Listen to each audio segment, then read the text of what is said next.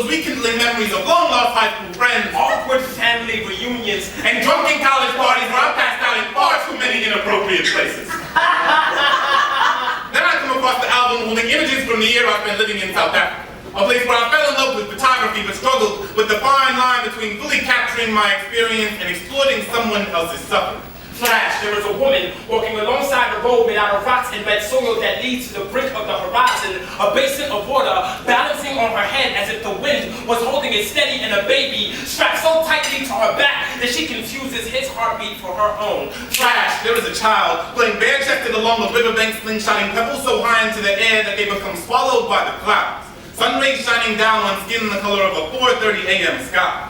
Flash, there is me, a North Face backpack on my shoulder, flip-flops dangling beneath my feet, and a camera around my neck like a worldly white man's bling, trying to encapsulate the essence of my experience in a mass of digitized pixels. Flash, I sit about 50 feet uphill from the river, put the camera to my eyes, and cross my world into a 2.5 by 3 inch distance, watch his bloated belly buoy in and out of the water like a bottle someone forgot to put the message in. And I can't help but feel that my actions parallel the past someone transpired on this very land. I am a 17th century European colonist, staring at an African child, ready to pull out and light up my cannon. I am a 21st century American expat, staring at an African child, ready to pull out and light up my cannons. Whether colonization or globalization, it feels like history has a tendency to repeat itself. That night, before I fell asleep beneath those flash bombs bursting in the sky, I sat down with him near our fire. Amidst an orchestra of dancing embers that look like fireworks being born, I hand him the camera and he stares at the screen. Ask me what I'm going to do with the photo.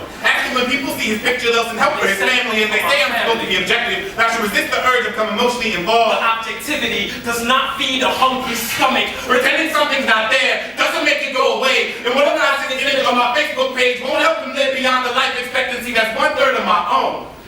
This camera has been used for everything. Exploitation, liberation, oppression, revolution. The ecstasy in the eyes of a little girl when her father holds her in his arms. The fear on the face of a soldier right before the first time he pulls the trigger.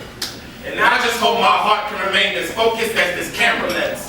They say a picture's worth 1,000 words, but I wonder what happens to word 1001.